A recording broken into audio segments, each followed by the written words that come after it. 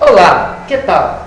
Yo soy lo maestro Edson Gómez de la Escuela Olenina y ese es para ustedes lo programa Pergunte a lo Maestro de la Olenina.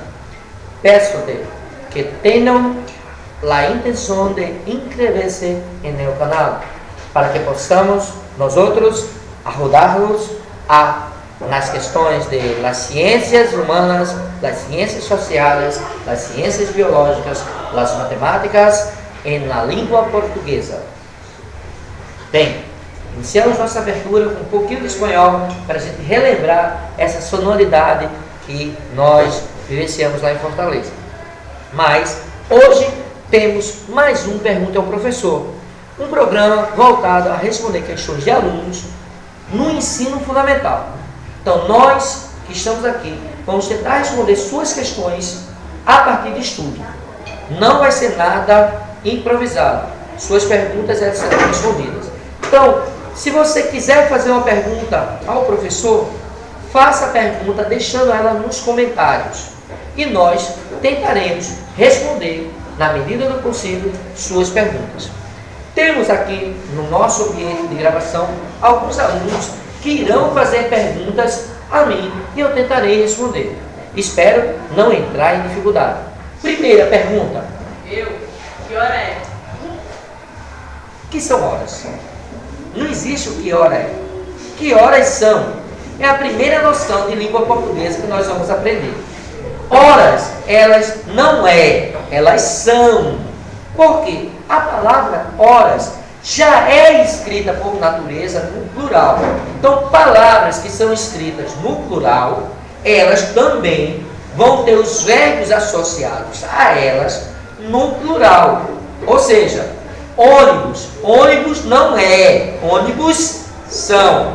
Óculos não é, óculos são. Horas não é, horas são. Então, que horas são? Ou que horas marcam no relógio? Veja que a palavra marcar, ela também está no plural. Marcam, certo? Então, porque eu estou me referindo a elas marcarem. Entendido? Próxima pergunta. Próxima pergunta. Pode falar. Diga a sua pergunta. E aí, vocês aí de trás, tem alguma pergunta para fazer? Como é? Como é a rua do meu bairro? Bem, meu bairro é Caixa d'Água. É um bairro que ele foi iniciado sua colonização no século XIX, por volta da segunda metade, entre 1850 e 1860. É um bairro que no início servia como ponto de abastecimento para um tipo de veículo que circulava nas redondezas de Beberibe, chamado de marcha-bomba, que a posterior foi substituído pelo bonde a cavalo e pelo bonde elétrico. Tá certo? Então, o bairro de Caixa d'Água se iniciou onde é hoje um quilombo urbano que fica entre a divisa de Recife e Olinda. Ali foi colocado uma bomba de água que alimentava uma caixa que servia como ponto de abastecimento para essa marcha-bomba, que na realidade era um trenzinho movido a vapor que recebia essa água para fazer os cavalos motores funcionarem. E como é que esse bairro é caracterizado em suas ruas? É caracterizado por uma avenida principal que era conhecida como Estrada da Caixa d'Água, tá certo? Que hoje recebeu o nome de um dos fundadores do bairro, que é o senhor Leopoldino Canuto de Melo, certo? Dividido também o bairro por um distrito conhecido como Córrego do Abacaxi, que recebe esse nome porque existia plantações de abacaxi nesse lugar, tá certo? E é por onde desce todas as águas do Alto da Macaíba e do Alto da Bondade, formando realmente no seu vale um córrego de águas. É um local onde nunca para de se ter água, porque é uma via de escoamento. Além disso, o bairro de Caixa d'Água possui ruas, hoje, 95% pavimentadas e 5% não pavimentadas. Então, as ruas do bairro de Caixa d'Água são caracterizadas dessa forma. Ok? Próxima pergunta. Como sabe o Big Bang? Big Bang. A pergunta é relativa à astronomia. Bem, vocês acham que ele conseguiu pegar o professor? Não. Big Bang foi uma teoria criada por um cientista chamado Stephen Hawking, tá? Que começou a pensar no mundo. O que foi que Stephen Hawking fez? Ele pesquisou em todos os campos, inclusive o teológico, e formulou uma teoria para explicar a criação do universo. Nessa teoria, ele diz que no início do mundo existia um vácuo. Um vácuo, não existia nada. Nesse vácuo, a única coisa que circulava nele era a poeira cósmica. Essa poeira cósmica, ela se reuniu num único ponto. Foi se concentrando, gerando pressão. Essa pressão foi provocando circuitos de ondas de calor. Essas ondas de calor, elas cresceram, a um ponto de não conseguir mais permanecerem juntas. E, a partir daí, houve uma grande explosão, que ficou conhecida como Big Bang. Big, grande, Bang, explosão. Então, ocorreu essa grande explosão, onde vários feixes de luz e de energia concentrados em bolas de fogo se dissiparam pelo universo. Isso aproximadamente 15 bilhões de anos. Tá bem? 15 bilhões de anos atrás, cada um desses pontos se tornou uma estrela. Lembrando uma coisa, pela teoria do Big Bang, o universo está em constante movimento, em constante renovação. Então, quando uma estrela morre, ocorre também ali um Big Bang. Ou não ocorre. Quando não ocorre o Big Bang, essa estrela morre e vira uma coisa chamada anã negra. Mas quando vai ocorrer um Big Bang, essa estrela, ao morrer, se torna uma anã branca, que explode e volta a se tornar um Sol. Estão entendendo? Então, é um círculo fechado. Então, a teoria do Big Bang foi formulada por Stephen Hawking, tá? Lá na década de 70. Stephen Hawking foi um cientista que sofre de uma doença degenerativa, que acabou colocando ele numa cadeira de rodas, mas o cérebro dele continua pensando em muito. É um dos maiores gênios hoje da física e da astrofísica conhecidos na humanidade. Não é tão grande quanto Isaac Newton, quanto lá o nosso Albert Einstein, mas ele é um dos maiores gênios.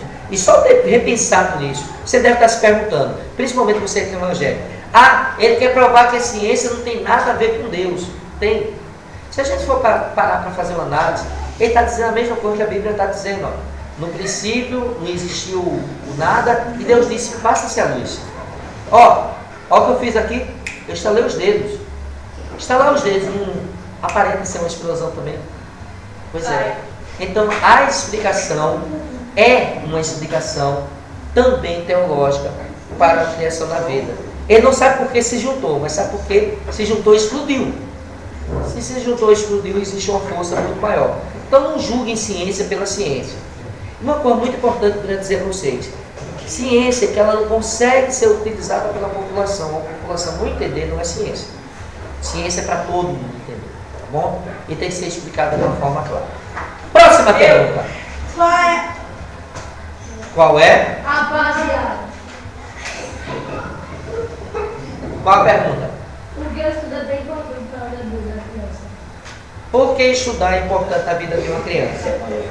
Vejam só, antigamente, há 9 séculos atrás, 9 não, vou aumentar um pouco isso, há aproximadamente 30 séculos atrás, a educação ela se tornou algo obrigatório na Grécia. Tá? E um motivo.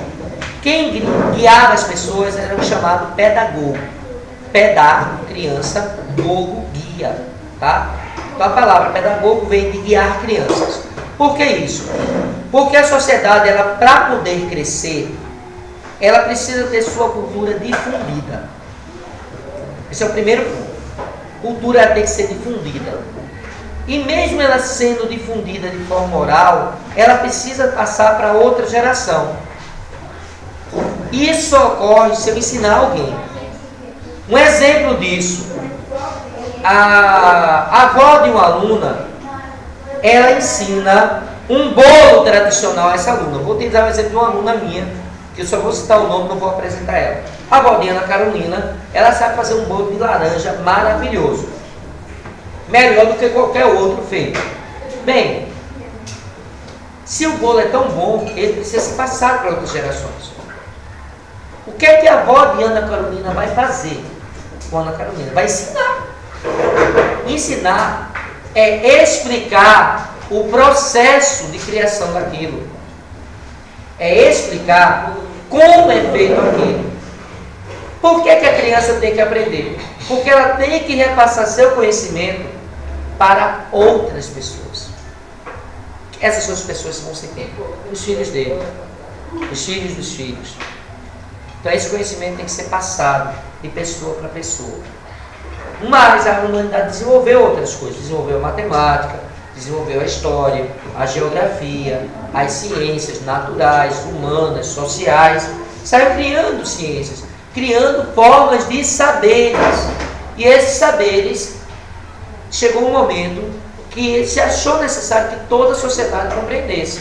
Por isso que hoje as crianças, elas começam uma vida escolar por volta dos 6 anos de idade e terminam isso, quando assim desejam, lá no pós-doutorado, depois do doutorado, depois de 22 anos de estudo. Tá certo? Estudar não é algo que é cansativo. Ele só se torna cansativo, primeiramente, se você não gostar, e segundo, se as suas aulas elas não forem aulas atrativas. Aí você para. Você não sente vontade de estudar. Fica lá. Vou fazer isso para quê? Por quê? Muitas vezes o estudo não é relacionado com a vida cotidiana do aluno. Certo? Para que eu vou estudar a área? É um assunto de matemática. Por que eu vou estudar a área? Bem, o professor pode dizer, porque vai cair na prova. Eu não vou dizer isso. Você vai estudar a área, porque um dia você vai construir sua casa. Você vai construir sua casa. Você vai comprar material. Aí eu pergunto, você quer gastar muito material? Você vai trabalhar para dar dinheiro aos outros? Porque você não sabe medir a área de sua casa? Não, não é? Então, se não, para que você vai estudar a área? Você vai um dia precisar. Certo? Um dia você vai precisar. Então, se você vai precisar, cabe a você estudar. Entendido? Esse foi o seu Pergunta ao Professor Olimpiana, volume 8. A gente já está com 8 programas no ar. Não se esqueçam, dê seu like, é muito importante isso. Se inscreva no canal e divulgue. Professor, o senhor está querendo viver de adicência? Não dá para viver de adicência. Eu não sou o Lucas Neto, eu não sou um Felipe Neto, nem sou nenhum desses aí não. Mas vamos pensar numa coisa. Quem desenvolve projetos, nossa escola é uma escola pública, tá bom? É uma escola pública. E às vezes desenvolver projetos é complicado. Então a gente tem alguns projetos que a gente precisa. Se a gente divulgar o canal e ele tiver muitas visualizações, o AdSense vai servir sim. Mas não é para alimentar a barriga do professor não, tá? É para a gente poder manter, inclusive, os nossos projetos, tá? Tá bom? Mas eu não quero ver de AdSense não. Divulga o canal porque é importante o aluno ele encontrar um outro meio para estudar, tá bem? Beleza? Fica com Deus. Curtam bastante o nosso canal e até o próximo Pergunta ao Professor. Ah, e não se esqueçam, Pergunta ao Professor, para sobreviver tem que ter pergunta de aluno, né? Professor, tem que ser só aluno do 5º ano, né? Não. Pode ser aluno do 6º, 7º, 8º, 9º, do 1º, 2º, 3º grau, da faculdade.